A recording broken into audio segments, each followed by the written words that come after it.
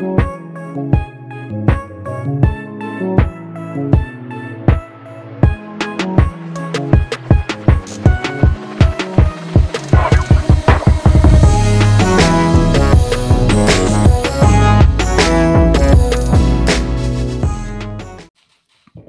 to another episode of the No Ceilings Podcast. I'm Tyler Metcalf, joined as always by Tyler Rucker. Rucker, how are we doing today?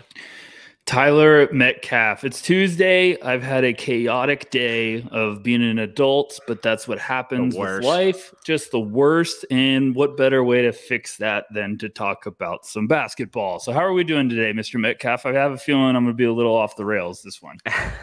No, I'm good. I'm excited for this one. Last week we did the 2017 kind of redraft and reevaluation and going back through all of that. And, you know, the listeners widely and frequently requested that we do 2018.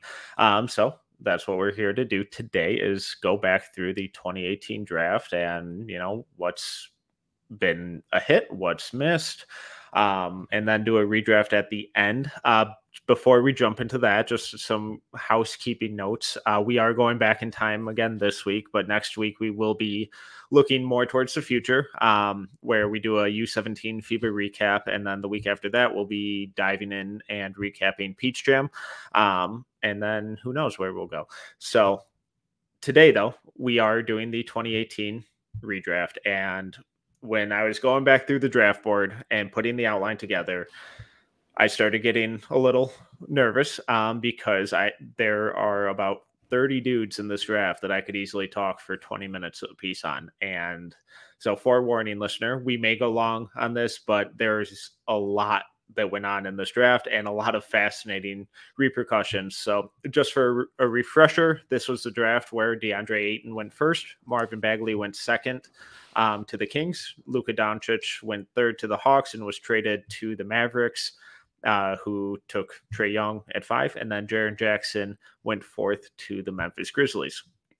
So, Rucker, last week we talked about how the 2017 draft was the first time we kind of both actually started writing publicly about the draft. This was the first year that I actually put a draft guide together, and I have some, set in stone numbers to actually provide this time. Some are a little more impressive than others, but we'll get to that later. What is your connection to the 2018 draft? When you think of the 2018 draft, what is, the first thing that comes to mind? So the funny thing about this is, a lot of people have been asking us, like, hey, do the 2018. We want to hear about the 2018 draft. And I was like, all right, yeah, like, let's get after it. And it's funny when we started, researching, looking into this, and obviously you think of Luka, you think of DeAndre Ayton, you think of Trae Young. You keep looking through this draft and it is absurd, the amount of talent, like how deep it goes. There is value everywhere. It is like going in the second round alone, I was just like, oh my gosh, there's guys everywhere. It's awesome. So like Metcalf said, like, I'm sorry for everyone listening. This is going to be a lengthy one, but it's for good reason. Like, we have a lot of fun stuff that we could talk about with this class. But for me personally, for everyone that's been with us, you kind of probably know this, but I was overseas in the Czech Republic coaching while a certain international player was dominating and creating some buzz, and that was Luka. And it was funny because, while I was overseas doing that, I was having to scout guys overseas in the United States. But I remember watching Luka before then, obviously, and then I saw Luka there, and I watched one of his games, and I was like, oh my gosh, this dude is a freak. And fun little side story is, like, I was talking to my boss at the time, and then we were like all talking about Luka as a prospect, and he's like, I don't know if he's going to make it because he's not quick. And that was a very long argument that I proceeded to get involved with. I was like, okay, wow, all right, I'm about to get fired. And then I left that job. But my connections with this class is really, this was the first one I really started getting serious. I found some old rankings that were pretty funny to look at. I think that might've been the first time I actually tried to do, like, quote, draft rankings. And it's funny to look back at that, but Ayton.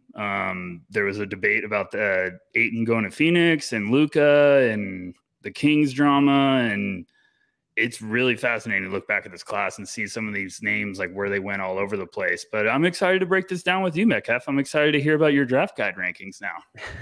Yeah, so I had plenty of misses, as I always do, and we've talked about it in the past. But the one that I absolutely did not miss on was Luka, who was number one for me basically throughout, and like leagues ahead of everyone else in this draft. This was kind of my first taste of, wow, everyone is really overthinking this. And there was a lot of, oh, he's not athletic enough. He's just another doughy European player. Like, oh, he won't make it. It's just every cliche that you've ever heard about European players being thrown at him. And none of them really had any basis.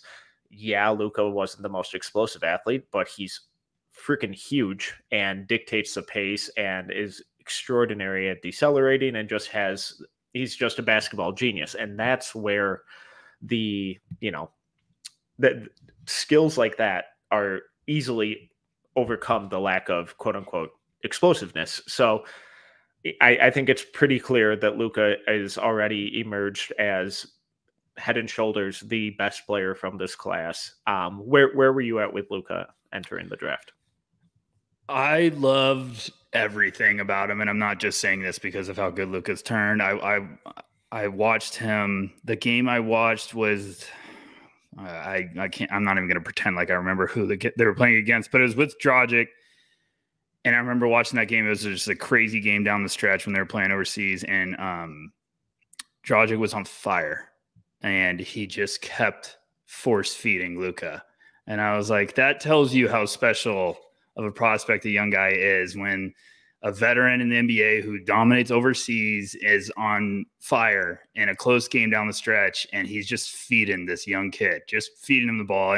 And Luka took over and was absolutely outstanding. And, it's funny because I felt like going into it, I was like, this guy's got all the tools. It's just a matter of what's between the ears. If he's got the intangibles, if he's got the heart, he's going to be there. And I've talked about this with Corey before, and I joked. I was like, I don't know if we'll ever see a prospect with a better resume going into the draft than Luka Doncic had going into the 2018 draft. He had one of the greatest resumes you'll ever see as a prospect. I mean, it's funny because if you go look at his Wikipedia page, I joked with Metcalf before we recorded, it's one of my favorite pages to ever look at because it literally looks like it's just broken, because his career highlights and awards, it's like EuroLeague MVP, EuroLeague Final Four MVP, all EuroLeague first team, two-time EuroLeague Rising Star, EuroLeague All-Decade Team, and then there's 15 or 16 more, and that's not even including, his NBA accomplishments. So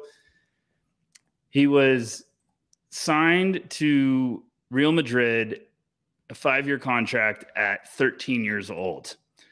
That shit does not happen anymore. I mean, it's just, and we're going to talk about Ayton. Ayton, I thought people forget how good he was at Arizona. I wish it was a little bit more consistent, and I watched that team very closely because I'm a Wildcats fan, but Ayton was still a monster. He's a freak of nature, but man, Luka was just unreal. I'll embarrass myself, Metcalf. This was my analysis on Luka, me trying to actually write a draft board. I wrote, one of the most hyped European prospects to enter the draft since Porzingis. Incredible feel for the game for his age, dominated elite competition in Europe, and has the feel of a seasoned pro. This is funny now. Fit will be important. No shit, Tyler. Are you going to allow him to be ball dominant, or do you see him as a factor off of the ball? Which, I might pat myself on the back. That's a pretty good head. But, obviously the Dallas Mavericks said, yeah, we're going to give him the ball and let him do whatever he wants. But what about you, Metcalf? Yeah, just to touch on the reading back of old scouting reports, that made me chuckle, because every time I read mine, I just cringe. I'm like, draft cliche after draft cliche. It's like, oh my God, yes, of course fit matters. Yes, of course the shot is the swing skill, you buffoon. No, but I had Luka as this guy who could be a multi-time all-star and really the focal point of a franchise.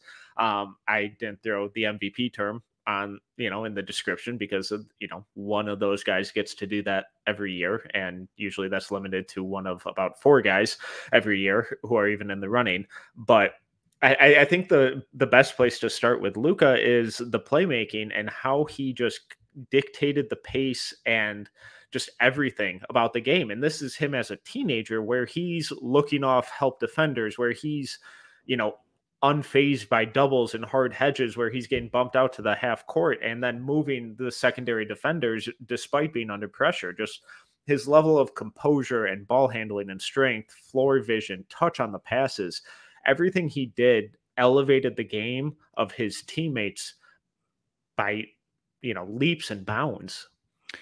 It was just a guy playing at a different speed. And I think this is really important with scouting and evaluating. We talked about this in the last cycle, but this is why I thought Luka was going to be the guy at the next level. Is everyone will fascinate about, your athleticism. And that was the thing with Luka, is everyone's like, I don't know if he's quick enough. And I'm like, if you can counter that weakness if you play the game ahead of him. And that's what was so special about Luka. And he was literally a chess player. It was like, yeah, he wasn't the quickest. He wasn't a guy that was ever going to win a dunk contest, but Luka played a pass or a move ahead. Like he made a decision. He made the defense collapse on him to get that angle that was the next pass away.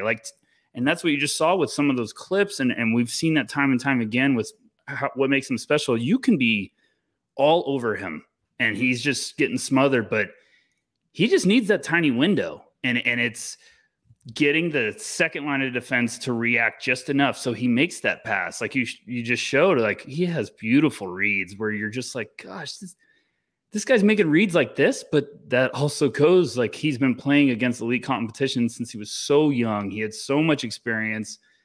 And with that experience builds cockiness in a good way of just being confident and knowing where the ball is going to go, knowing everything that the defense is going to throw at you. And, we've seen on the NBA level. I mean, it's one of those guys where he's on national TV. It's like, oh, well, there's my evening. I know what I'm watching.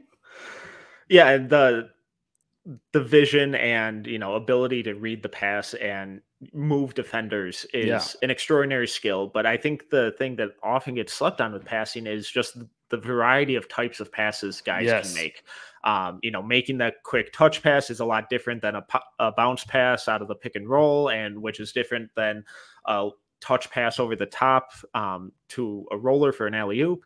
Like the different levels of pace and accuracy and trajectory that he had to put on his passes.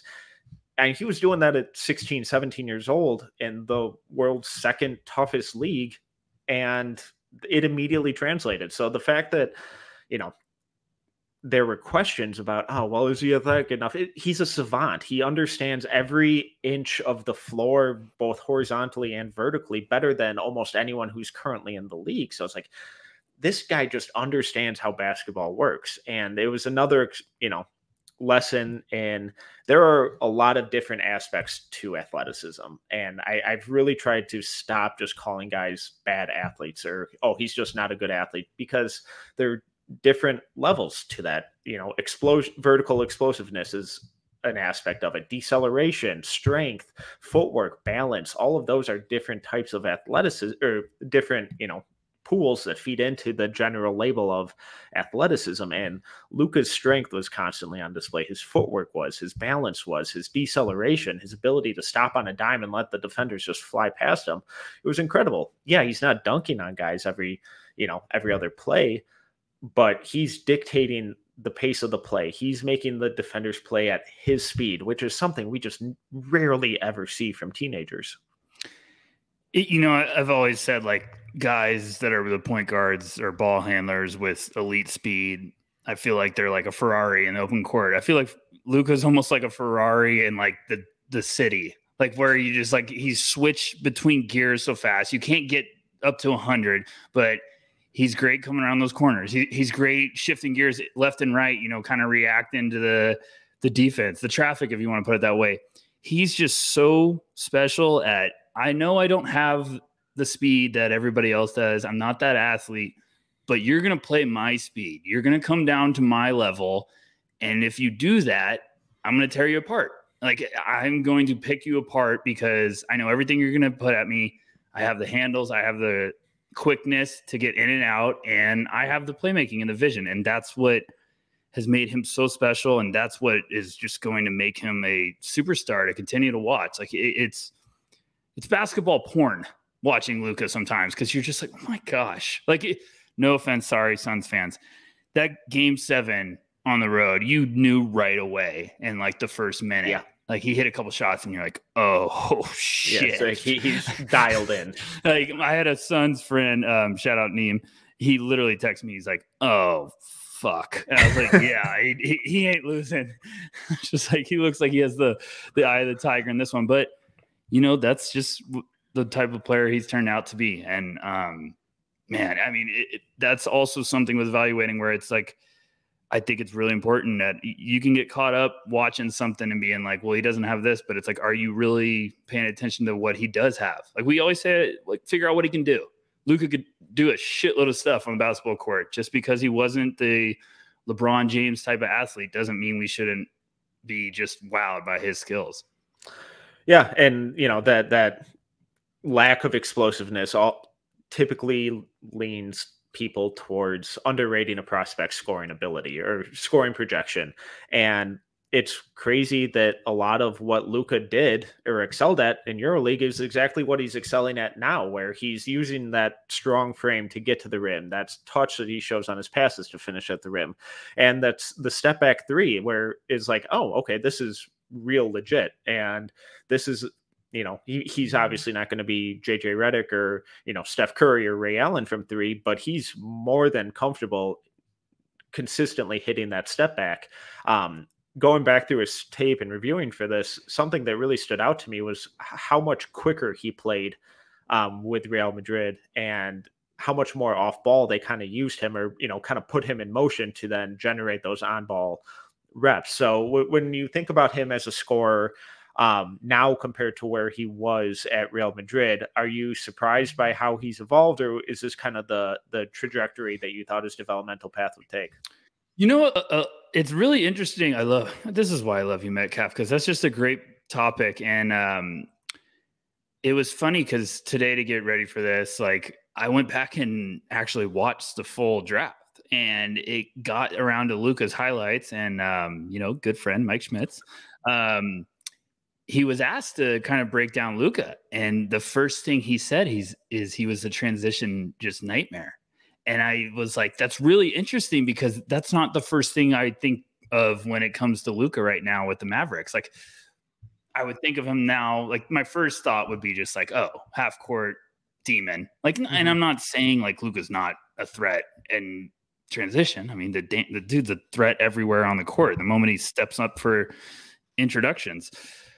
But it's just funny because showing those clips, talking about like Real Madrid, they ran him off a bunch of sets. You know, Europe's really, they have some very, very unreal like plays, systems. Like, it's absolutely gorgeous. So, you know, having him run off some curls, like clips like that, like, it's just funny to look back. I mean, what do you think, Metcalf? Do you think it almost, you wish it would kind of translate to that? Do you understand why the Mavericks have kind of been in this position to, because now a lot of people just consider him a point guard. Like, and it's just funny because I'm like, well, he's an asterisk, but yes, I understand he's a point guard because he wants the ball in his hands all the time.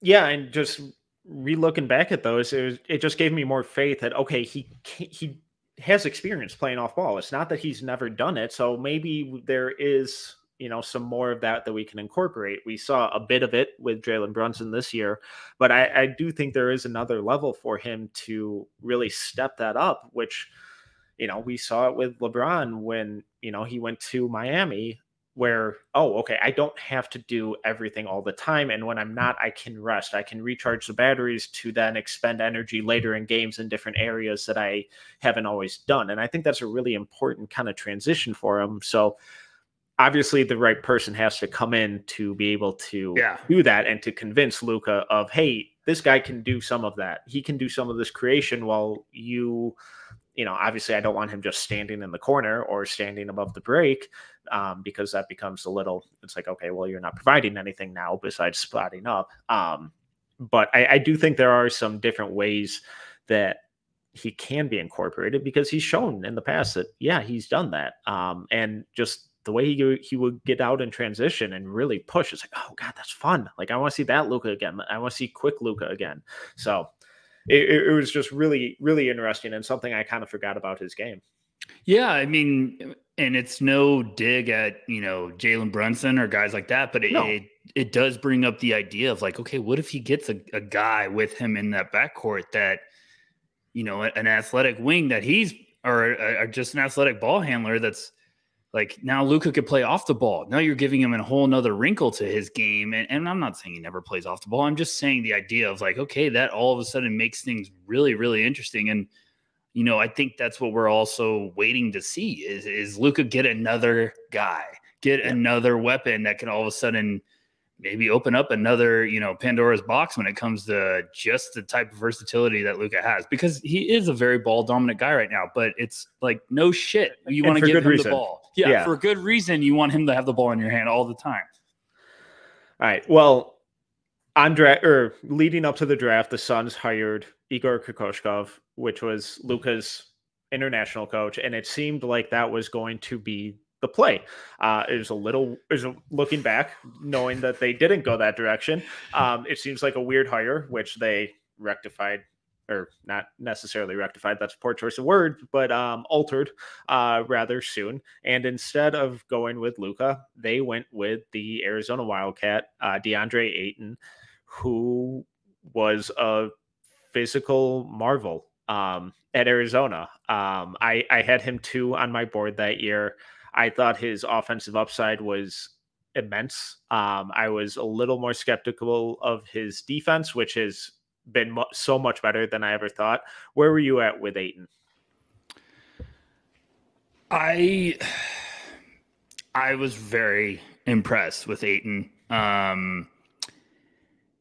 Watching him every game, he just made a couple plays that I was like, okay, you're going – and we've talked about this before. Like, NBA teams are always going to drool over the players, the bigs, especially in the skill sets that Ayton has. James Wiseman plays 3 games, goes second. And Ayton was – he was a guy that Phoenix needed. They needed the big guy. They needed someone in the paint to kind of – go next to Booker and potentially give them like okay, this is another building block for us. I always think that, when it comes down to teams going like, hey, we can't draft this guy because he plays too much like this guy. And it's like, you're picking first for a reason. First of all, as good as Devin Booker was, I would have taken Luka. And I'm not just saying that now, but going into that draft, I understood why they were going to take Ayton, because it was 7-1. When he was rolling, he looked like a force. And it was a guy that was kind of a bit of a late bloomer. I think he didn't start playing basketball till he was like 13. You saw the outside shot. So I was like, okay, it looks solid. If that's going to become part of his game, like, that's another weapon. And when he's rolling, he was nasty. And I'm not just talking about like scoring, like in the interior defensively. When he was fired up and the motor was running, it was like, okay, this looks like a number 1 pick. I remember watching him. He was going up against Brandon McCoy, who was playing at UNLV, who went later in this draft. That I actually liked him a good amount. I thought he had some raw tools, but I watched that entire game, and Ayton was just a beast. He ended up having 28 and 10 with 3 blocks. He was 12 for 23 from the field. And I was just like, this dude is a machine, because he had the quickness, but he also had that switch to hit where he was like, I'm pissed off. I'm dunking on you. Like, he had the post work. He had the feet work. I was just like, a lot of tools, checking a lot of boxes. But what about you, Metcalf? Yeah, I loved just the offensive profile and what he seemed like he could become. If you tried to put a smaller guy on him, he just feasted. Because you couldn't move him because of how broad his shoulders were, how strong his legs were. You couldn't front him. You couldn't get him off the block. And just his hands were so impressive. His ability to catch above the rim, to catch in traffic. And then some of the outside shooting, I thought that would translate or develop a lot better than it has. That feels like it's really stagnated or even taken a step back from where it was, which I don't love. But he's also been asked to play probably a much more minimized role with the Suns as pretty much just a screen and roll operator than I ever anticipated he would, being that number 1 overall pick. Obviously that, his destiny in that realm changed a lot once Chris Paul came in, and just no one feeds big men anymore, really. What really worried me about the offense, though, was that when he went up against guys who were as big or as strong as him, he seemed to wilt a little bit. And that fire of, I'm going to embarrass you, when he would go up against a 6'9", 6'10" guy, seemed to kind of disappear when you go up against a 7-footer. And it's like, oh God, where is that fire? Where is that, nastiness, that physicality? Like, these guys can't stop you. They're just mentally pushing you harder than you're willing to seemingly be pushed. So that was my big hesitation with him. And in the NBA, I don't think that's been that big of a deal. I think I overrated that some. I do think it still pops up every now and then where he just rarely dunks the ball, which is infuriating to me. And I think we saw that a lot in these last playoffs where he's just like going up with these bunny hooks. I'm like, dude, just dunk it. Like, the guy who's trying to, front you is 6'6", just do that spin move. You have incredible footwork and balance and fluidity.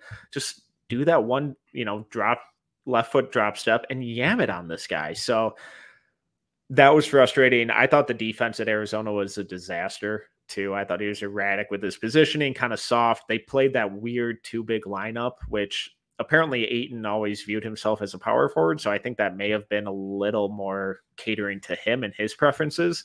But the way his defense has been in the NBA has been significantly better than anything I anticipated. Yeah, you bring up a lot of good points. The one I'm trying to run through all of them because I thought the best point was I thought he was getting ready. Watching him at Arizona as a prospect, I was like, there's a face-up game that is very slept on that I think is going to develop into something really, really nice. And I felt like there was a year that I was watching him early in the year or like maybe even preseason. And I was like, okay, it looks like he's ready to really showcase it, really take that potential. Cause he was also starting to shoot a couple threes. And I was like, okay, looks like he's getting a little bit more comfortable. And I think it is just because of the system, with Chris Paul coming over. I think it's kind of been vanillaed for his role offensively. I still think if he wasn't playing along so many, talented guys that need touches, I still think Ayton would have way more to show. That being said, I completely agree with everything you said about your worries with him as a prospect. Like, it was the one thing that kept me keep going back towards Luka. Because I was like, Luka's an asshole in a good way on the court. Like, every time you watched him fired up, you're like, oh boy, okay, this guy's going to bring it no matter what. Like, you didn't doubt that a part of his game.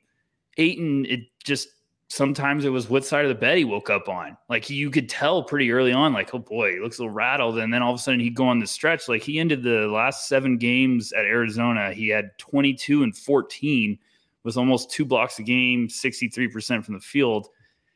Like, when Ayton was cooking in college, he was cooking. Like, he was taking over. He was nasty. He was dunking on people. But then you also had that one game where it was like, he don't look like he has it. He's just getting bossed around. Like, he had a couple games where he had like 9 points. And, I know obviously in college you have games where, you're blowing out people. You might not just put up the numbers, but there was just clear instances where it was like the defense wasn't pretty in college. So I was like, is he getting the superstar treatment where he's like, oh, I'll turn it on when I want to turn it on, or, I'm doing the work offensively, I can kind of rest. But he's taken serious strides. I still think he's being underrated with how much better he's got as a defender. And, I thought they should have paid him before they just paid him. I'm happy he's re-signed with the Suns. I wish they kind of handled it differently, but I understand the business. And I still think Ayton's a fantastic asset. I think he's turned out to be a heck of a player, but we're always going to compare him with the guy that went after him. Or a couple picks after him. Yeah. And while I didn't necessarily agree with the Ayton pick at 1, I understood it. Yes. What I didn't understand was the second overall pick by the infamous Sacramento Kings. Sorry, Nick. Marvin Bagley, who went second overall to the Kings. I was intrigued by Bagley. I had him 6 that year, but what I didn't really remember about Bagley was that he was almost exclusively a play finisher on offense. And I thought there was some more creation there. I was a little skeptical with the outside shot. It was okay when he was left open, like he was right there. But so many of his buckets were mostly ducking in from, the dunker spot or cutting or rolling. He was a monster on the offensive glass, and that's really where he made his living. But so many of his scoring opportunities were through contact and without much space. So where were you at with Bagley? This was my first draft cycle of learning a valuable lesson for every evaluator out there. Go with your gut. And I did not go with my gut. I was very, very cold on him just because I bought the buzz late in the draft cycle. I was like, okay, like he's tall, he rebounds the crap out of the ball. He's really, really tough around the basket. Like he's going to figure it out. I was like, the offense is going to come around because as we're showing on tape right now, like his second and third jumps just kept getting me like, okay, he's going to be a problem around the basket. Like if you get him the ball in the post or anywhere in the paint, he's going to figure it out. Like he's going to have some touch around the basket. And then I was like, the shot will come around. Like I was just convinced. I just kept telling myself like, no, like don't have him so much lower. He should be up there. Looking back now, I'm like, and he got paid this offseason. I still think there's some upside with him with the Pistons. I'm excited to kind of see what he does there. That could be a really nice piece. But it was just fascinating going into the draft because there's a guy we're going to talk about later that I thought if Sacramento didn't go Luka, that I thought he would have made more sense at 2. And I know that might be a little hot take to say now, but Bagley was just interesting because I really thought he'll figure it out. But it's also like the fit idea we're talking about. Like, if he doesn't go to Sacramento, no offense, Kings fans, I love you. Keegan Murray, it's all worth it. Like, if he doesn't go to Sacramento, does Bagley figure it out? If he goes somewhere else and is held accountable for, you got to put time in, he's surrounded by maybe a better like presence. No offense again, Kings fans, Keegan Murray. But I'm just saying that's what we always talk about. Fit's important. He goes to a tough Sacramento Kings team that just needed him to be a superstar. And they had Ayton going 1, and Luka all of a sudden hits the ground running and looks unbelievable, and Trae Young and all these guys. And it's like, Bagley, what's going on? So I don't know. That's just kind of where I was at. But you sound like you were higher on him than I was. And I even had him 3rd, but I'm not counting this year. My rankings were Chris. Yeah, and I thought there was a little more upside in like what he could do, like attacking from the perimeter. Obviously not as a primary creator or anything like that, but just I thought the shot could eventually get to a place where it was good enough that would force long closeouts. And then when you would get him at that size and athleticism attacking downhill, I thought there would be enough there. And, I do think it is important to point out that he was starting to take some strides in the right direction. And I think it was his second year before, and then he got hurt and missed 80% of the season. And he's had some nagging injuries. But as that just pure play finisher, I think that Detroit could be the best landing spot for him because it's going to be a young team with basically no expectations. And he's going to be playing with Cade Cunningham, who has a lot of Luka in his game. I'm not saying he's Luka.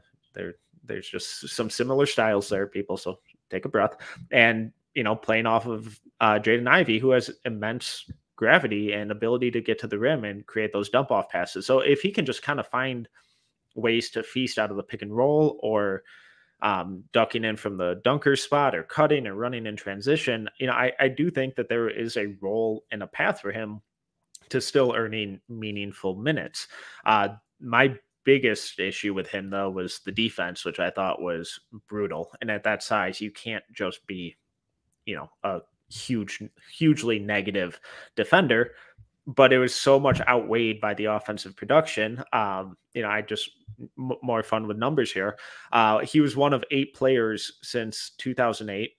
That's the last clarification on the year that I will be doing on this episode, who had a usage rate of at least 25, effective field goal percentage of at least 60, defensive rebounding rate of at least 20, at least 60% from 2, 39% from 3, and at least 50 3-point attempts. The other players are Keegan Murray, Doug McDermott, Bagley, Derek Williams, David Roddy, Obi Toppin, Markieff Morris, and Kevin O'Banner his last year at Oral Roberts. So those are essentially all NBA guys. Like, not all NBA, but the group is NBA players. So, you know, he was really, really productive and really effective, and he reclassified up a year. So it was a case of high school pedigree, cool athleticism and ball handling from a position that we didn't normally see. And, you know, the fun motor and interior finishing just kind of outweighed what, you know, were some pretty glaring red flags even at the time. It's important to also remember he was starting to take some serious strides the second year. Then he got hurt, and then he comes back, and I've heard different stories, and I've heard some stories behind the scenes. But, you know, I believe they had Jaeger as the head coach at the time, and the front office wanted Jaeger to play Bagley and develop him.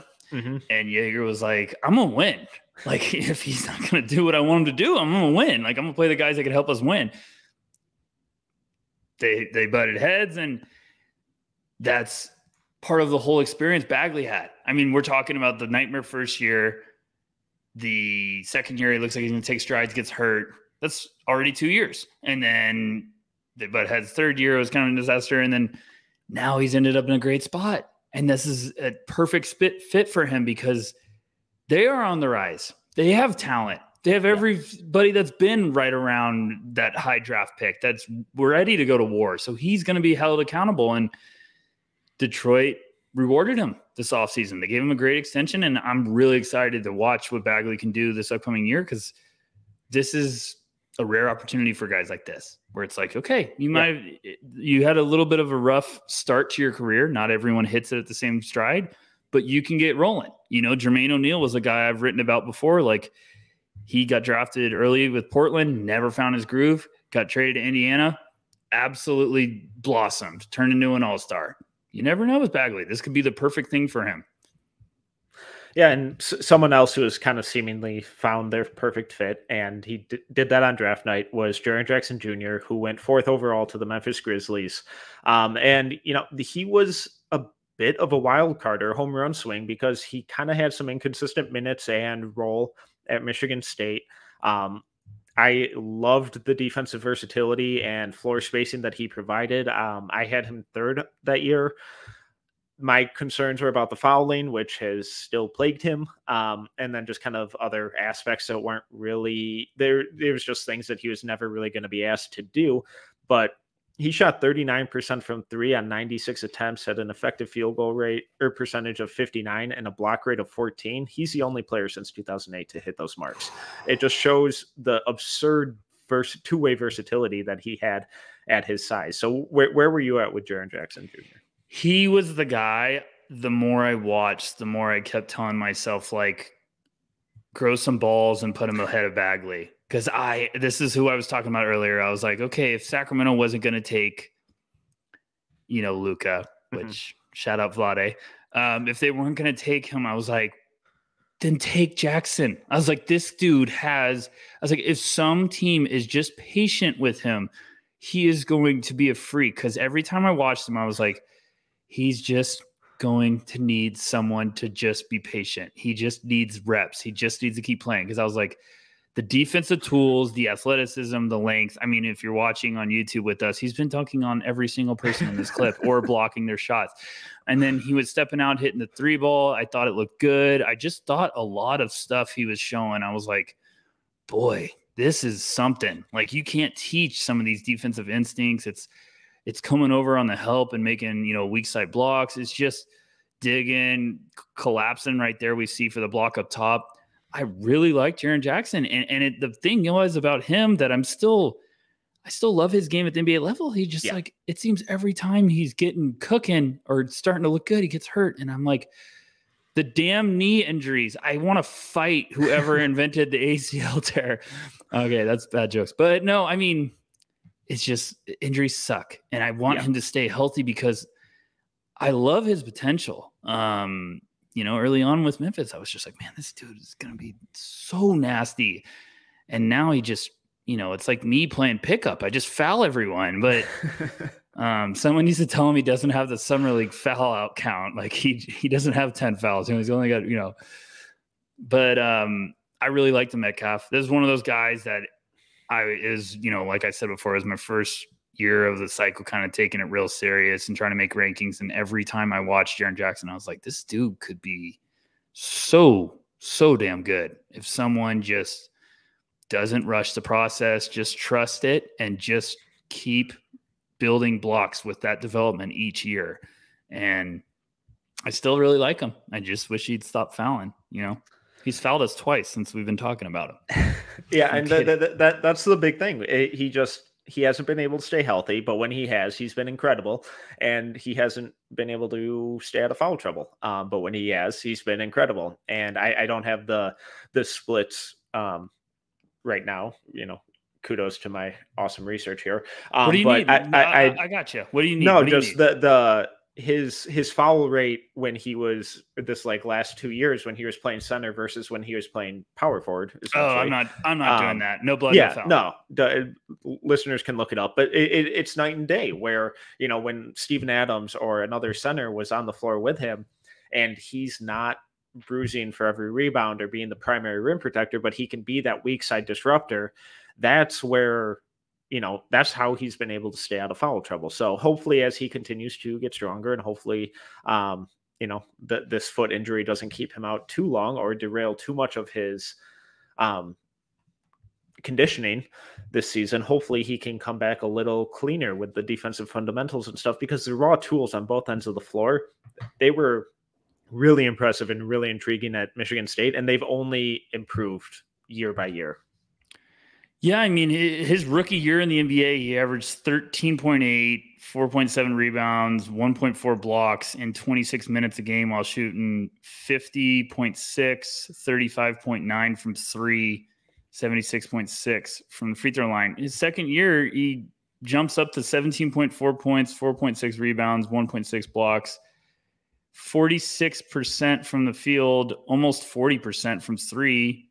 I mean, and then he gets hurt the third year. He only plays 11 games. Or I think he might have returned late. I'm sorry, Grizzlies fans, if I kind of sped that out. But my point is, last year, I feel like he still needs to get back to being more consistent as a 3-point shooter. But he averaged 16, almost 16.6, and he had 2.3 blocks a game last year. So if he just stays on the court and gets out of foul trouble, he's got the tools to still be a really damn good piece. And obviously I was annoyed seeing that he had to have another surgery, but hopefully that's just more of a cleanup one. And I've seen that he's been positive, leg's good. So yeah, we'll see. But I hate the surgery. The off-season surgery tweet from Shams and Woj, I feel like should be outlawed.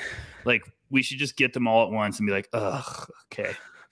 Did he make the list? Yeah. If there's just a list of 10 guys that had an operation, and you're just everyone has to find out at the same time. I hate the one out of nowhere where you're like, oh, dang it, summer's ruined. Yeah. And the year that he stops fouling is going to be the year that he makes an all-NBA defensive team, because he's that good and he's that versatile, where if he stops taking himself out of games, he has the tools and he's shown the production where he will be on some of these all NBA teams if he can just clean it up. Someone who is going to probably make a couple all NBA teams for very different reasons is Trae Young, who was just an obscene amount of fun at Oklahoma his freshman year. He was the first freshman ever to lead the country in both points and assists. that year at Oklahoma, I guess he had the second highest usage since 2008 at 38.4, and he was only behind Jordan Washington of Iona, who had 38.5, and his assist rate of 48.3 was the sixth highest since 2008 as well. And people forget that ESPN would run trackers of his stats while they were airing other games. I was so proud when you sent me the outline. I don't mean to cut you off, but it was like, I was so proud you mentioned it. It was the most absurd thing I've ever seen ESPN do. It would be like it would be like 2 minutes into the game, and Trae Young would hit a shot, and it'd be like the Trae Young tracker would like pop up, and it'd be like 1 for 3 from the field, 2 points. And you're like, you got to be kidding me. You guys have just a tracker for him that updates it was unreal. So go ahead, Metcalf. I'm sorry about that. No, it was just something that we really hadn't seen. I mean, we had gotten a taste of it with Steph Curry, but he was at Davidson and they were never on TV until the tournament. And it was just like, who is this tiny dude whose hair is thinning and is just doing whatever he wants on the court? Like, this dude should not be dominating basketball games like this. And that Oklahoma team was not good. They were rough. And he was just incredible. Just the absurd pull-ups, the absurd playmaking, delivering passes from different angles. It's all stuff that has translated almost immediately to the NBA, and it has no business of translating. That team was, you were very polite with talking about how good that Oklahoma team was. They were very brutal to watch. I was a little skeptical on him coming in, and I think it was just kind of like the shot selection still worried me, because it wasn't like, I'm trying not to be like my time frame's always just so messed up, but like, this was when Steph was still going ballistic, right? Or started going ballistic, right? Yeah. Okay. So Steph's thing was like, I always felt like Steph was at least open or like was heating up to. Trae's shot selection was like different, where it was like, I feel like he would get cut off and then just like turn around. Like we just showed on that clip against Kansas. Like he would have his momentum going backwards and just turn around after he gets stopped and be like, okay, I'll just shoot it. And it's like, you're 10 feet beyond the arc. And the problem was he would make it. And I was like, well, what am I bitching about? If he's making them, like, and he's doing it all the time. He averaged 27.4 points, 3.9 rebounds, 8.7 assists, 1.7 steals, shooting splits of 42, 36, 86. Like, I watched that draft again today, and they put up his numbers and Steph's numbers in college, and I was just like, my gosh. Like, the dude just went on an absolute tear. For as I was horrified of his on-ball defense, but every time I was questioning Trae Young as a prospect, I'd watch him as a passer, and I'd be like, as good as a scorer as he does not get enough attention for his playmaking ability. And everyone out there would be like, what are you talking about? He was a great playmaker. I'm not saying he wasn't. I think he was a sensational playmaker. I think he deserved way more credit for how good of a passer with that team, averaging almost 10 assists a game. I mean, he threw guys open. Like, he was, and that's why I ended up moving him back up that year, was because every time I watched him, I was like, fuck it. No one cares about defense anymore in this NBA. Let's just give him an elite playmaker who can shoot from, another zip code. And he's turned out to be awesome. I love watching Trae. I need him back in the playoffs because I need villain Trae Young back in the playoffs. Yeah. So this was, he was one of the guys where I kind of let outside influence alter kind of my ranking of him, where I still ended up with him at 9th. But I was worried about the size. I was worried about the defense. I thought both of those would be massive hurdles for him in the NBA. And, he's not a good defender. Whatever. He's an obscene offensive talent. And I also worried more than I should have about, the ball security and the turnovers. And that was my failure to really fully recognize the situation and the types of passes and the different things that he had to do for that team to even be competitive. So, now when I bitch about people being like, oh, well, Cade Cunningham's not a good passer because of his assist to turnover ratio, or, Johnny Davis can't pass because of his assist to turnover ratio. I look back, it's like, okay, well, I kind of did a similar thing with Trae Young because I was like, well, he turns the ball over a lot. And it's like, okay, well, dumbass, he has the ball all the fucking time. He has to do everything for this team. So yeah, there are going to be some turnovers in there because he has to do some ridiculous shit that no one else in the country is asked to do. So, that was one of my going back through this where I was like, kind of missed there, but he was just so much fun. And something going back through some of the film that I realized that Oklahoma did with him a lot was they ran him off ball a lot. And it wasn't this, okay, Trae, you're this heliocentric, you're going to bring the ball up and just run pick and roll and, whatever happens.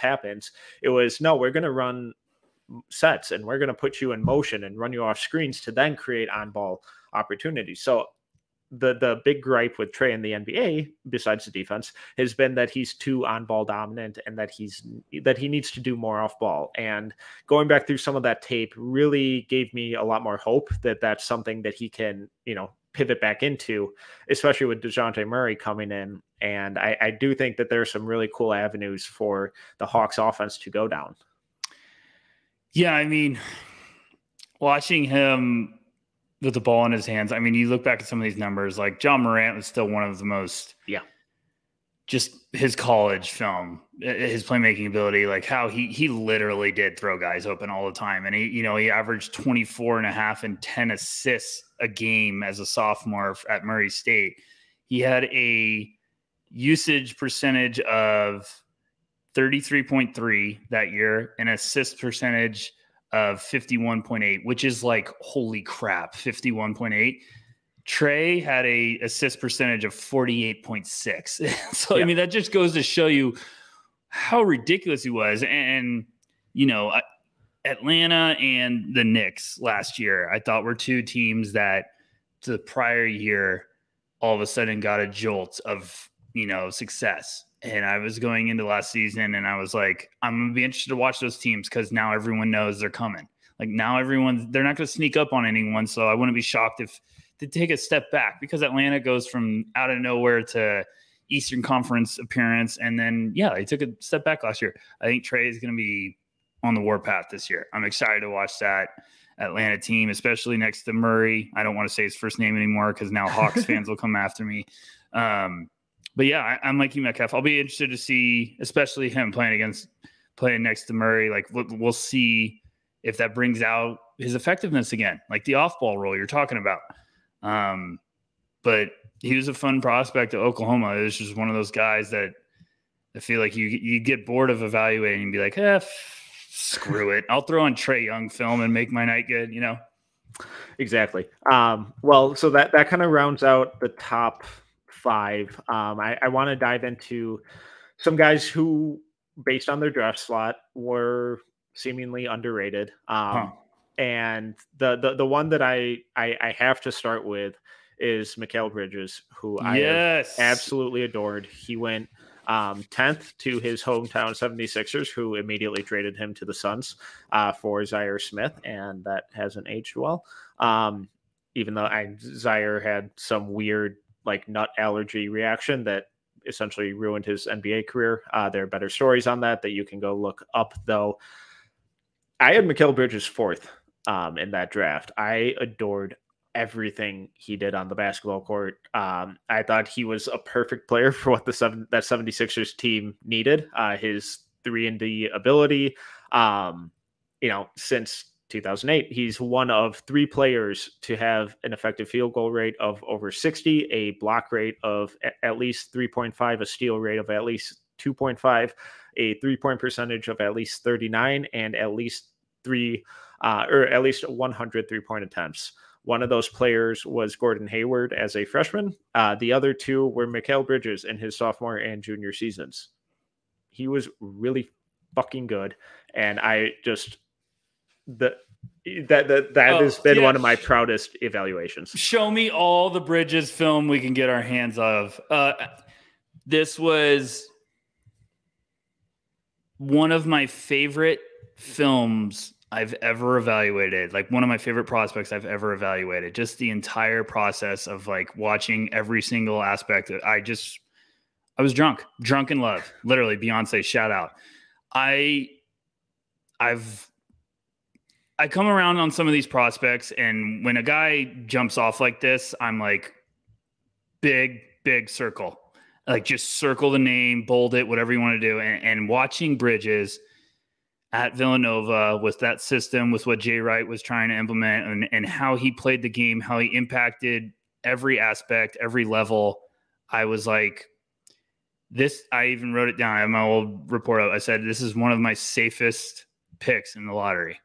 And I went into that draft. I looked at it and I said, everyone's going to overthink it because he's going to be the older guy. He's going to be he might not be the highest upside, but I said, yeah, but he might play in the league for 15 years. He might be an all defensive team guy. He might be the piece that gets you to a potential NBA championship. It was just hilarious watching that draft, and every pick that went by, I was like, what is the deal? I was like, why? Like, why does everyone overthink this? Because this guy had all the intangibles. I was like, okay, if he slips that far, does he just have the worst background ever? And I was like, I already know the answer to that. So no, it's not. and him getting drafted by the Sixers, and then like the mom worked there, and then they trade him. And it was like mid press conference too. It was like one of the biggest, like, what the hell are you guys doing? Like, why? And it was just like, oh. And I remember as a Celtics fan watching that, and they took Bridges, and I went, I have to deal with this asshole for 10 years now. Like, he's going to be just giving the Celtics fits. And then they traded him away, and I was like, yes. And then I just don't get it. Bridges, I'm not making this up, I promise. Bridges, Scotty Barnes, Halliburton, and Keegan Murray have been four of my favorite films I've ever watched, because it's just Terminator vibes. They just go to work. They punch the clock every day. They make an impact all over the place. They could be having a tough day shooting the ball. Doesn't matter. They're going to lock down and make an impact anywhere else. And I think those guys get drafted too late. And, shout out to the Kings. I think they finally put the foot down and said, screw this. We don't care about all the superstar upsides. We're taking Keegan fucking Murray. But Bridges was just outstanding, Metcalf. I could talk about him for 5 hours. I just loved him. It was like the most pleasant film watching sessions of all time was watching him at Nova. Yeah, and that Nova team was just like historically good. And their run through the tournament, it wasn't close. They just ran through everyone. They beat Michigan by 20 points plus in the final. And just 2 minutes into that game, just as a Michigan fan, I was like, oh, this is going to not be a fun watch. And but at least they ripped my heart out immediately. And I was just able to be like, oh, well, okay, I guess Dante DiVincenzo is going to drop 40 tonight. So that is what it is.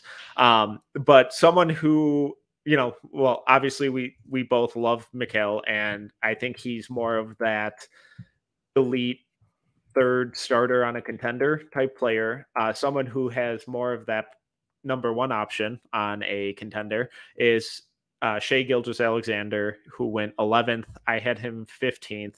He was a really cool story and not your typical Kentucky recruit, because he wasn't their typical 5-star. He came off the bench at the start of the year and really earned his minutes throughout the year, and not immediately, obviously, but quickly showed how dominant he could be. And it's fascinating because he's always one of the ones where people talk about their misses. He's always one of the first answers. So where were you at with Shai? And, just ranking wise, what do you think we missed on? Why did he not go sooner?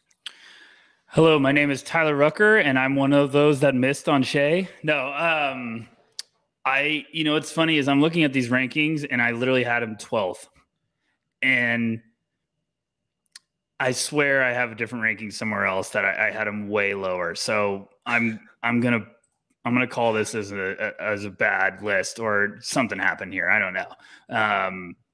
But I swear I thought I had him in like the 20s. He's one of my biggest misses. I watched him and I said, this is going to be a really good guard. I don't see the star power.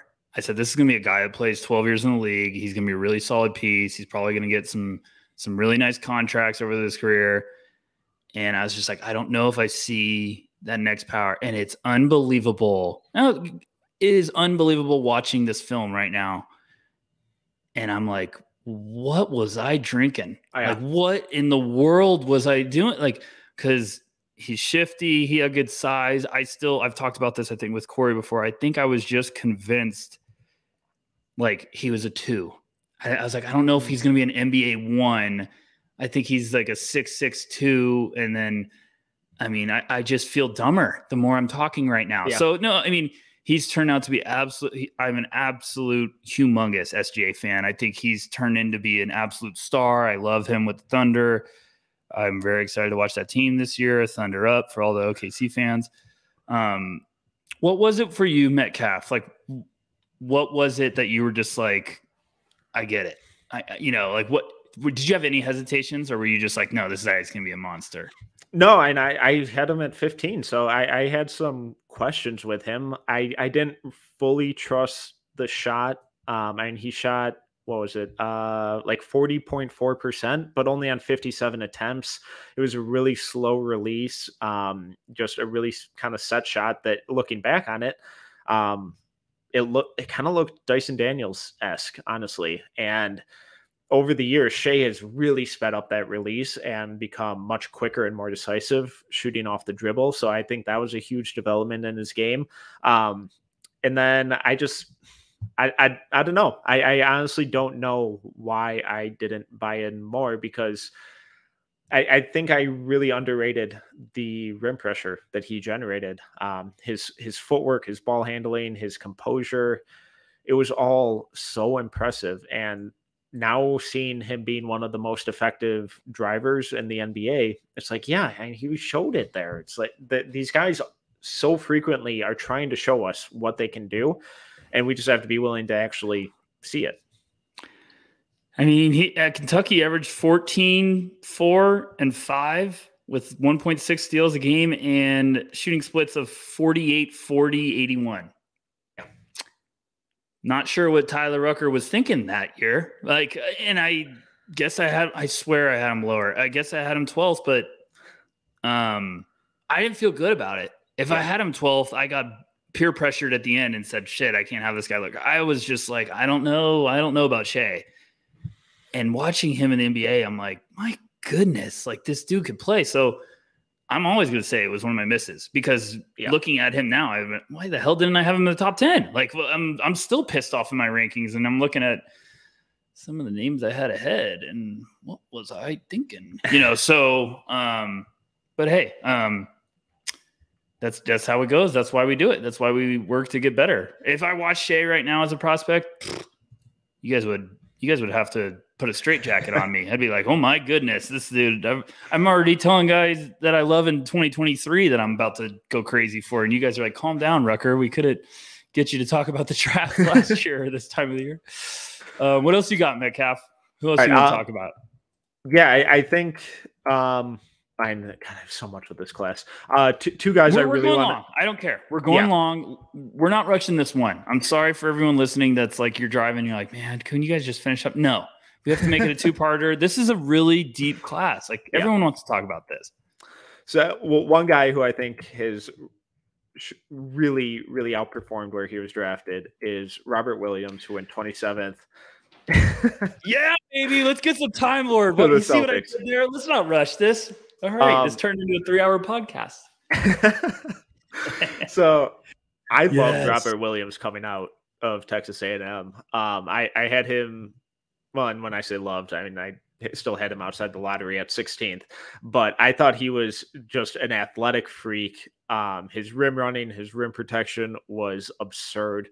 And then I thought he had a lot of really fascinating passing flashes in his game. That is like, oh, okay, this guy has a better understanding of the floor than most, rim athletic rim runners get credit for. So where were you at with Williams?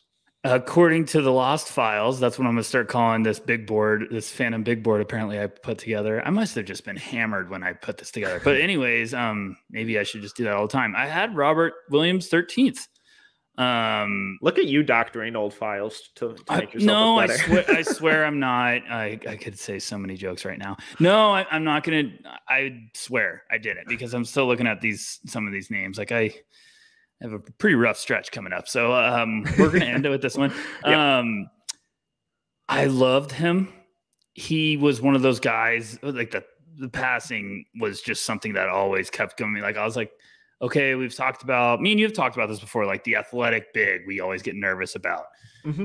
But it was like his was just the dominant defensive shot blocking potential and like the advanced reads. And then you saw the playmaking sprinkled into that. And you're like, whoa, okay, there might be a little bit more here that we're not thinking of.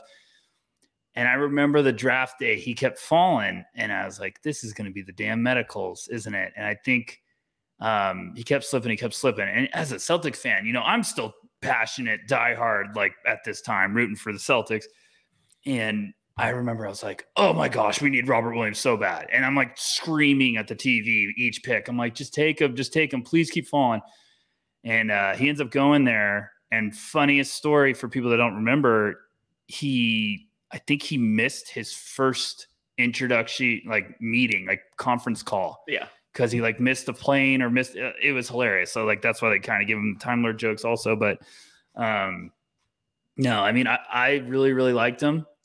I thought he was a talent that should have gone way earlier, but that's why the backgrounds and the intel is so important. And Metcalf, I'm not just saying this as I watched him all the time. He's so damn good. I mean, and people were starting to talk about him this year about like, oh, look at the impact. I'm like, no, he's been doing this. We just need him to stay healthy. It's the class. What we were talking about with Jaren Jackson earlier, like when he's healthy, he is a monster. And, you know, I still think he was like 30% probably in the finals or in the playoffs. And he was still one of their best players. And he's still, when he was rolling, it was like, oh boy, okay, that's how good he was. So I'm excited for another year of his development. And I still think he's just scratching the surface. And that's why we love the draft. You get value everywhere. You trust your board and you let it fall to you. And I love Time Lord. I love Robert Williams. I still love that.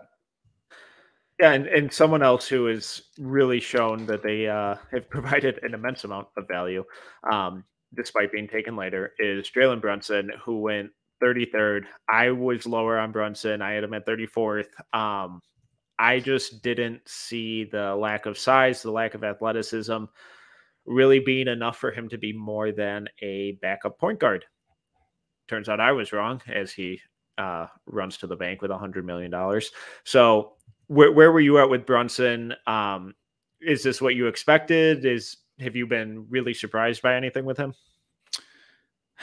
I just thought it was going to be another guy that really could play, that needed to go to the right place. And I loved him watching his film. And then I felt like he got to a point early on in his career. I was like, okay, just let him run wild. And then now every year I watch him is like, he keeps taking those strides where I was like, okay, I was expecting this because he was fun to watch in college. He was just solid, great collegiate point guard that understood what his role was and what he was supposed to do.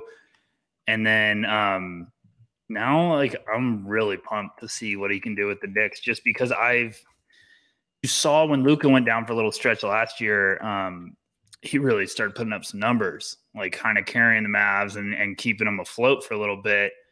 And then Luka came back. He was still putting up some really good numbers. So I'm excited to see what he can do as being the guy. Like now he is the franchise point guard. And I hope it works out because I will be so tired of if people just jump on him right away. I'll be like, gosh, don't run a great player out. You know, I love Brunson, but interesting. You're a little lower on him. I don't think I had him as like a early first round guy at all. I'm not going to, try to lie about that one, but I definitely, those are the second round guys you evaluate that you're like, if he goes to the right place and he's got a shot, he's got a real shot. And I still loved him as a college player, but it's also like it took some time for him to find his groove. Now he just got paid. It's pretty good draft pick. Yeah, it's been really impressive. And when I just look at some of the weaknesses I had for him, it was all explosiveness based. It was kind of the similar thing that people knocked Luka for. And then he was an older point guard. So was this just a case of people overreacting to age and lack of maybe gaudy numbers, because he was just this stabilizing presence and connector on both ends of the floor for that Villanova team that just ran through the entire tournament? Yeah, I mean, he really was just kind of, I don't want to say that he was a glue guy, but it was almost like that with that team. Yeah. It was just they needed the pieces to the puzzle. It's hilarious that you're calling the National Player of the Year a glue guy. I know, but it's like you don't think of Brunson. Mikal Bridges should have been the National Player of the Year, just for what it's worth. And I'm not insulting them, but it's not like I think of that team and my first knack is like, oh, Brunson carried that team. And he was such a good college player, but right. I just think he went to a great situation in the pros where like he could almost kind of mimic that role. Yeah. And I don't know. I swear, like, not. I gotta look some at Metcalf. So go ahead, go on a rant, talk about it, talk about how wrong I am. No. I'm just looking at like my old scouting report of him, and it's all the strengths are the intangible stuff that I always love, where it's high basketball IQ, really good decision maker, good passer, good shooting. And it's like, why did I have this guy so low? And it's like, I just fell into the trap of, oh, this is an undersized older point guard. And yes, a lot of the time those guys don't necessarily pan out, but I think that type of player staying longer in college, and especially in a system like Villanova's, does wonders for them, because it allows them to learn how to overcome those physical deficiencies and learn how to better utilize their strength versus their lack of speed, and their ability to manipulate angles and how to dictate pace and move defenders and develop those, kind of tertiary skills that aren't always fully on display, but help players, ascend to that next level of being an NBA guy or being a starter or being, $100 million player. I'm going to get ripped apart for that Brunson line earlier. So I'll go ahead and try to defend myself. I was not trying to say that he wasn't this unbelievable collegiate player, but I'm just saying the moment you think of that team, you're not thinking like, oh, like I did not think Brunson averaged 18.9 points, 3.1 rebounds, 4.6 assists, shooting splits 52, 40, 80 off the top of my head. Like, I'm sorry, I did not think of that. But what I'm saying is, like, I think you saw that type of player, and that was his junior year. So like you're saying, Metcalf, he was older. I think a lot of people didn't see the quickness, and you're like, I don't know if he's got that upside to make it the next level, which just happens a lot with older collegiate point guards. They just don't adjust to the speed of the game. His first 2 years in the NBA with the Mavericks, like rookie year, he plays 21 minutes a game, 9.3 points. Second year, he plays 17.9 minutes a game, 8.2 points. Then they finally start to uptick the minutes because he's starting to find his groove. He averages 12.6 points per game as a third-year player and 25 minutes last year, up to 16.3 with shooting splits of 50, 37, and 84. So, I mean, it just, with guys like that, like, teams got to be patient with them. And they've finally find their groove. And I think that's what happened with Brunson. And you saw that he figured it out with Nova. I think the smart organizations were like, hey, let's just be patient. Like we always say, wait 3 years, reevaluate. His third year, he really started to find his groove. And now Knicks fans are going to hope that he's putting one of those numbers up in the rafters one day. Too soon? No, not too soon. We're there. Too soon. All right. Well, just a couple other honorable mentions of, success stories or guys who are close to becoming a success story. Wendell Carter Jr. is really starting to come into his own. Mo Bamba maybe turning a corner here, maybe. Michael Porter Jr., he's incredible, but is a big question mark heading into the draft is health. Hopefully he can stay healthy here for the next however many years. And then Kevin Huerter, Anthony Simons, Mitchell Robinson, and even guys like Jared Vanderbilt, Gary Trent, who have all turned into just really quality NBA players. It really was amazing to go through this class, and you got into the later picks, and you're like, man, there's guys everywhere. Anthony Simons, Landry Shamet. I still, his career has just been fascinating, but I loved him coming out of Wichita State. Jalen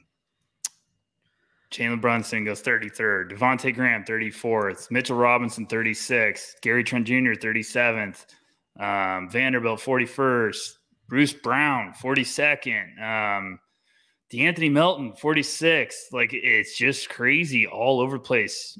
Shake Milton 54th. Like, it's a really crazy draft. There's even some guys that like didn't go drafted that Duncan I watched Robinson, Jayshawn Tate, Alonzo Trier had a moment. Yuta Watanabe is, sticking on that roster's team. It was wild how much kind of talent it stuck around for, even if it was just a couple seasons. There was a lot of guys here too that I watched play in the G League that I thought were going to click and stick on an NBA roster, and they never did. I loved Cameron Reynolds, lefty sharpshooter, spent some time with Stockton Kings. He's bounced around. Kendrick Nunn, Deontay Matton out of Georgia. I thought he was going to be great. Haywood Highsmith still grinding, trying to make it. I mean, Brandon Goodwin's had a cup of coffee. Wendy Gabriel's had a cup of coffee. It's just crazy. It really is crazy looking back and seeing a lot of these names. You mentioned Jayshawn Tate, right? Sorry. Yep. I'm just all over the place. Like, I didn't see this undrafted list earlier. Now I'm looking at it. I'm like, man, just everywhere. There was just guys everywhere. So it's just really Jock Londell, another undrafted guy that I think he got traded to the Suns. So, I mean, he could play. But yeah, Metcalf, are we denying the inevitable? Because I feel like this redraft's going to be a real vicious cycle. We are. We got a couple more to touch on. Okay. Just to kind of further expound upon how impressive this draft was. When we look back, and they're always, it's tough to label them disappointments, but it's unfortunately what they kind of end up being. There are really only three from this lottery that I think kind of qualifies that, and that's Kevin Knox, Jerome Robinson, and Marvin Bagley, who we already talked about, potentially having a second chance at life here with the Pistons, who, and we both are pretty optimistic about that situation for him. What he does with it, we'll find out. But were there any kind of big disappointments, or where were you at with Kevin Knox, Jerome Robinson, any of those guys? Robinson was a guy I got kind of intrigued with as the evaluation process went on, and he went to the Clippers, and I remember being like, that's going to work. I was just convinced, like, okay, I think that's going to work. And then it didn't. And I was like, oh, annoying. Like, okay, I guess it just didn't work. I liked Troy Brown a ton out of Oregon, and I was shocked that didn't work. Knox was funny because I was just so scared, and I wasn't really a fan. And then I was like, I hope I'm wrong.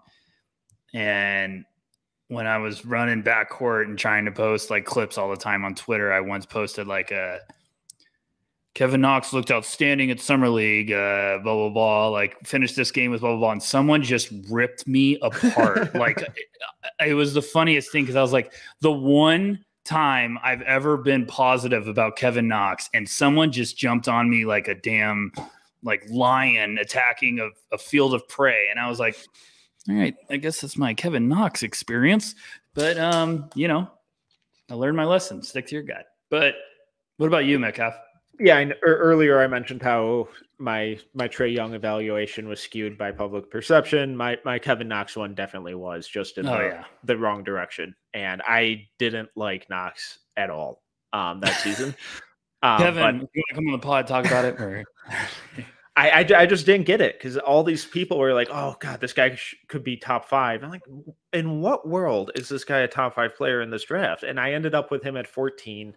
And so much of, that was probably 6 or 7 spots higher than I really wanted to put him. And a lot of it was because there are so many names saying how impressed they were with him. Just the opening line of my write-up for him is Knox is an intriguing prospect whom I've struggled to properly project. And it was like, I don't know what's going to happen with this guy. And it was me just hedging my bets of, I don't really like him, but a lot of people seem to. So obviously we never root against guys. Yes. I think he was another situation where that's not the bet. That wasn't the best landing spot for him, where if he goes to, maybe there are 10 other teams in the league where if he went there, they would have been a more stable situation. They could have really taken their time developing him, and just going to New York. It's tough. It's the same thing with LA. Exactly what Metcalf said. Just because we say we didn't like him, that doesn't mean we don't like these guys. We're just saying, like, I didn't like him as a top 10 pick. I have this written down from way long ago. I guess I was actually smart once. I said teams will most likely have Knox closer to the top 10, but I think he's more worth the 15 to 18 range. The G League could be a big benefactor to his future. I don't feel wrong about any of that. I think a guy going top 10, like, he was raw. He needed time. He goes to New York. They needed him to be a guy right away. He wasn't ready to be a guy right away. He needed some development. He needed to have a team be like, we're not in any hurry. You got the long, long road ahead. And, we have our misses. We have our hits. I'm not saying that was a hit. I had him 15th. Like, I liked him later in the draft. I thought if you got Kevin Knox at 15 or 16, that would have been a worthy roll of the dice, because there was some serious upside, maybe less pressure to come in and really make an impact right away. But, sometimes we're smart. But I liked him. I just didn't like him in the top 10. That's exact. I like all the prospects. I fucking love this shit. We all love it. That's why we do it. But I didn't like him in the top 10. Yeah, and so since this was my first draft guide, and I have actual numbers to place on or to go back to with some of these guys, I have to eat some humble pie. So here are some of my biggest misses. Guys I was too low on: SGA at 15, Trae Young at 9, Jalen Brunson at 34. I had two others were Anthony Simons and Mitchell Robinson, who I had just outside the first, I think. 30 for Mitchell Robinson and 31 for Anthony Simons. My only saving grace there is that both those guys were really big unknowns at the time and have developed into really good players. Guys I was way too high on. Jacob Evans I thought was going to be really solid. Melvin Frazier out of Tulane, I really liked him. I liked Melvin a lot. I was proud of you. Yikes. Proud of you. Yeah, and I had him at 18. Not great. Evan Knox was, we talked about, and then my big miss, Kyrie Thomas at 13. I still believe. I refuse to admit defeat on that, but I adored Kyrie Thomas. I liked Kyrie. I had him as a first round guy. This board, I swear I had a different board that would have made way more fun of myself, but I had Chandler Hutchinson was a guy I thought was just going to figure it out. He was going to be a stud. I had him at 18. Yeah. I 26. Had a run. Here's how good this run was. I had 15 Kevin Knox, 16 Zaire Smith, 17 Troy Brown, Chandler Hutchinson at 18, Dezanin Musa at 19. Oh, I like that. That's how it's done, folks. And then my next three were Simons, DeAnthony Melton, Shake Milton, which I feel good about all those. Yeah. Bruce Brown at 24. I'm proud of that still. But yeah, cool. I don't even know if I was really trying to make because I also randomly just stopped at 42. I just thought 42 was a good number to stop at. So why would it? Yeah, makes a lot of sense. But let's do this, Metcalf. Let's get angry. Let's get a little vicious. We're an hour 20 in. This is what the people came for. This is why everyone's yelling at me to do timestamps, is so they can fast forward to the redraft. I know. I read you guys like a book. I know what you want to do before you even do it. So let's party. Let's get weird. Yeah. Okay. So there was a lot of draft day craziness with the trades that went on. We are going to ignore those and go based on where they were. So Atlanta's third. So Atlanta's picking third. Dallas is picking fifth. The Clippers are picking 12th and 13th, and the Hornets are picking 11th. Beautiful. So I let you go first last time. I'm going first this time. Luka, easy. Should have happened. What an upset! No, yeah, I'm kidding. I just... yeah. If we didn't do that, they'd probably ban us from YouTube and the internet. Luka might show up at our door. All right, John number Wick. 2, Kings. Who are you going? Kings. I'm taking Trae Young. Okay. Yep. Taking Trae.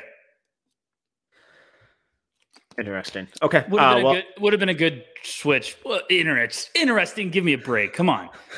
Give me a break. Interesting. And I know who you're going to take after, and I probably would have taken him the 2. It's Luka and Trae. Come on.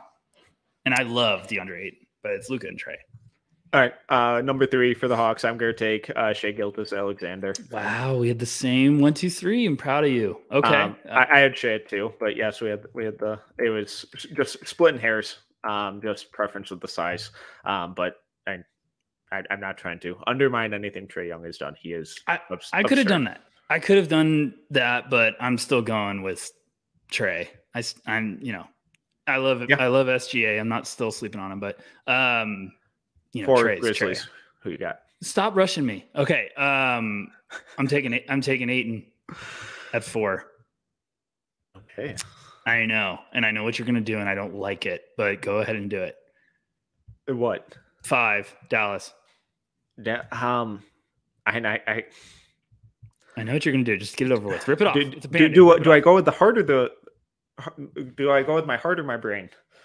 Both, because they should both be the same answer. Fuck it. I'm going to switch up my rankings. I'm going to go. Bridges. Oh no! What are you doing? No, I can't do it. I'm going Jaren Jackson. Wow. Okay. All right. Okay. All right. Mark this day, July 26th, 6:27 p.m. As Tyler Metcalf, I started to worry about his brain. All right. That was years ago. Yeah. I mean, be part of the No Ceilings group chat for an hour. You'll learn a lot about yourself. Number 6, the Magic. Who you got? I'm taking who you should have taken. I'm taking Mikal Bridges. Yeah. I like my team already. My draft haul might get me an extension already. That was a good joke, guys. Well, just think about it. 7, Chicago Bulls. Now we're gonna get a little crazy. I have a feeling. Yeah, these next 7 names I moved around way too many times. I'm gonna go Robert Williams. Wow, I had him there. Okay, gosh, that's a good pick. That's why this is where I'm gonna get ugly. Oh, I thought you did that 2 picks ago. No, grow up, Peter Pan. Cavaliers. I don't like it, but I'm going to do it. I'm going to take Michael Porter Jr. Okay. I don't feel great about it, Metcalf. How do you feel about it?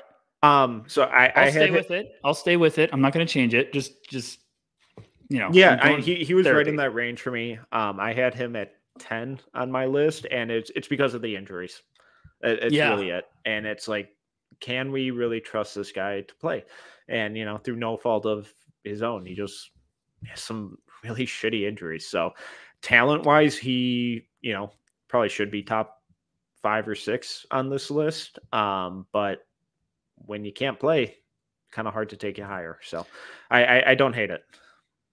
Who'd you take at 9? And then I'll bring up my point. At 9, I'm going to go Anthony Simons.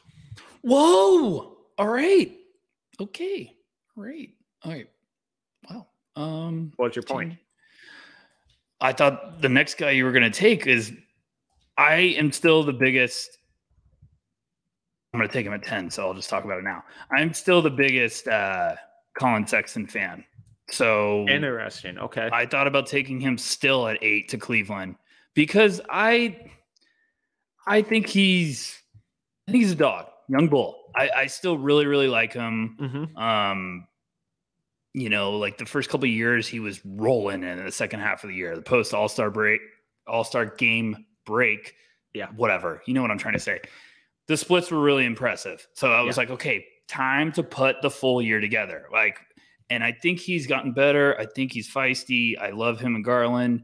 I still think, they were cooking last year when he was healthy, got hurt. I'm still really excited to see what happens. It's really weird. No one's tried to sign him. But I'm going to take him to the Sixers at 10 because I feel better about who I originally had penciled in there not being selected. So if everyone understands where I'm going with that. 11, Charlotte. All right, I'm going to go Brunson. It's a pretty good pick. It's a pretty good pick, folks. 12. So we got Clippers here back to back at 12 and 13. You know, I'm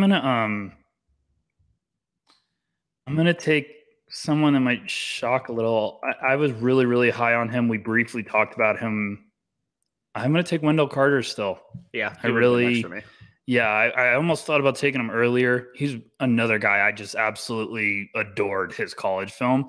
I don't know if it was because I watched Bagley and then watched Wendell Carter, and it was just the opposites. But I loved his feel. I loved his footwork. I still think, he's in for a big year. I'm really excited to see what he does. Yeah, I think that it may have been The Athletic or someone else who coined this, but they were like, I think that is no longer the Vucevic trade, and it is quickly becoming the Wendell Carter Jr. trade. Orlando made out well in that trade, and he's really coming into his own, and I think he's going to make life really easy for Paolo on the defensive end. I think so. I think he's also perfect for. I feel like when he got drafted to Chicago, they tried to put a square block into a circle hole. If you understand what I'm trying to say, no, that was super smooth. You nailed that. Gosh, man. For everyone listening, I had to deal with a lot of home adult stuff, as I hinted in the beginning of the podcast. I'm still rattled. So they just tried to kind of experiment with him being the 5 and the 4 with Laurie. That's when they had both of them. And I was like, you can't do that. You got to at least just be like, okay, this is it. I'm excited to watch him next to Paulo. I think it's like, put him there, cement him as the 5, have some reassurance behind Paulo. I really, really am excited to see what he can do. Who were we talking about earlier? We're like, oh, Bagley, ironically enough. Yeah. We were talking about Bagley, like, hey, you got to a new team, might change his career. Same thing with Wendell. So I'm excited to see. 13, Clippers, go. I just went on my rant. Kevin Huerter. Good, Metcalf. Proud of you. Love Kevin Huerter, and I love that the Kings got him. I think he's going to be so good there. Little red velvet action for Metcalf on a Tuesday night. Wednesday, if you're listening to this in the morning. Please go to NoCeilingsNBA.com. Subscribe. I'm stalling as long as I can because Metcalf's edgy about being over an hour and a half on a podcast. Okay. 14, ironically enough, the Denver Nuggets. I drafted Bruce Brown. Whoa. Yeah. What? Yeah. Oh my God. Yeah. I'm telling you right now, I know I'm not going upside. I know I'm not going like crazy. A lot of people would have made the case for, who got eliminated from my board. There's a clear guy I'm not drafting. Sorry, not putting him in my top 14. Yeah, no. We didn't talk about him for a reason. We're not talking about him. Sorry, I'm not doing it. Gary Trent Jr. is a name I could have put on there. Mitchell Robinson's a name I could have put on there. Yeah. Mo Bamba's a name I could have put on there. I know. I understand everything. I love Bruce Brown. I think he's become a incredibly valuable piece in the league. I think we saw it with Brooklyn. I think he's going to have an unreal year with Denver. I know that stats and the numbers aren't going to tell the whole story. I really do think like this is a guy that gets you to the next level. And I thought when Denver signed him, I was like, oh man, that might be an absolute steal of a signing in free agency. Now I know it's a little crazy at 14. People might say I'm nuts. I still love it. Still love it, Metcalf. Who would you have taken there? I would have gone Mitchell Robinson. Yeah, I get it. Yeah, I probably would have gone Jared Vanderbilt over him. Gary Trent.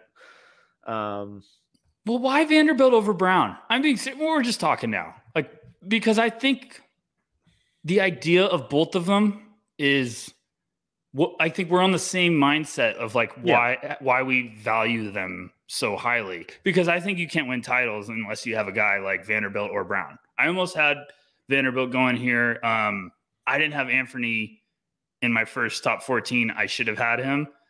so I had Mitchell higher, but I also had another guy there that while you were talking, I was like, I'm not talking about him. I don't care. No room for that. Yeah, so the reason I'd lean Vanderbilt is basically just kind of the size. I think those 4 or 5 extra inches for sure, yeah, do a lot.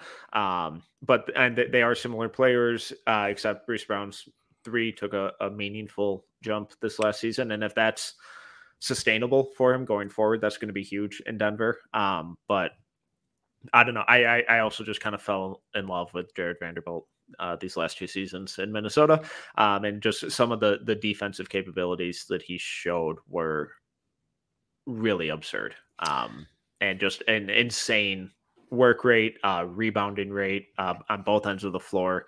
He creates so many extra possessions with just his tenacity and ability to hunt down loose balls. I for sure, like you were hyping me about Vanderbilt all year. I started watching him. I was like, oh my gosh, I'm a sucker for those guys, like the hustle guys. They're like, I don't need to score. I'll figure it out. I'll make an impact some way. Yeah.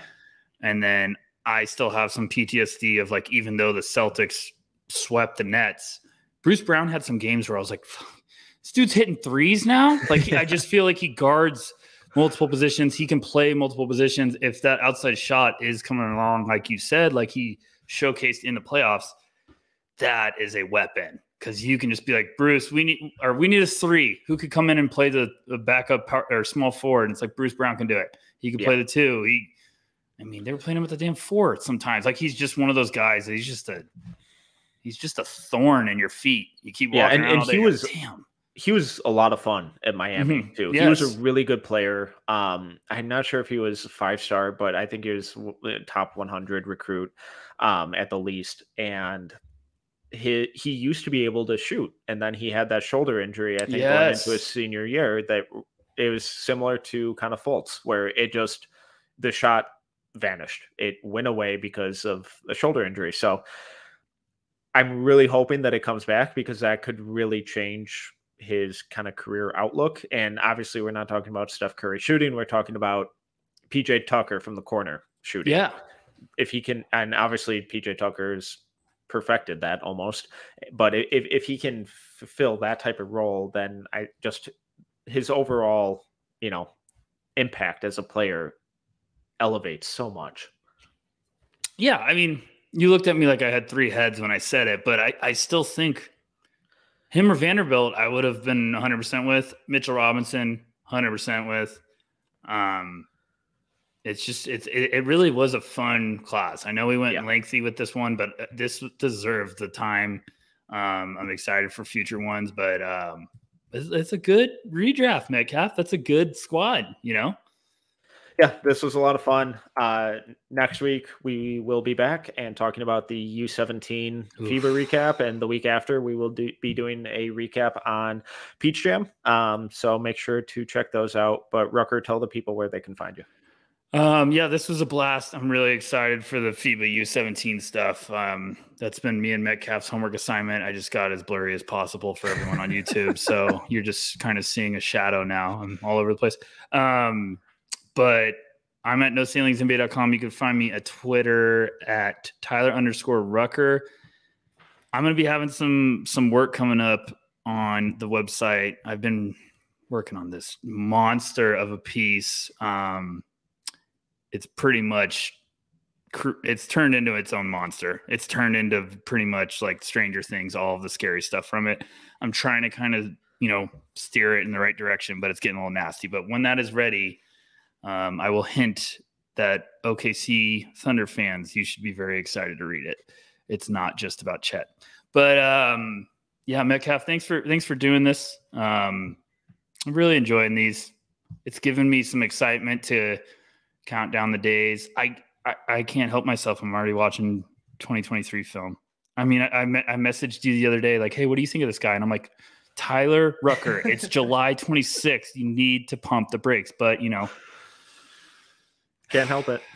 We got to turn it up another level this year. Level 1 complete. Time for level 2. Exactly. Well, once again, I'm Tyler Metcalf. You can follow me on Twitter at tmetcalf11. You can find all of our merchandise at noceilingsnba.bigcartel.com. You can find all of our written work at noceilingsnba.com. Just hit that subscribe button while you're there to ensure that you see everything that gets published. It is 100% free. You can follow us on Twitter at noceilingsnba, where we have some really cool projects that's pretty different from what we did this last season. We have some stuff in the works that we're really excited about coming up. So make sure to keep an eye out for that. And you can follow us and watch this podcast on No Ceilings TV on YouTube. If you enjoyed this episode, please make sure to subscribe, leave a review, and a 5-star rating. Until next time, see ya.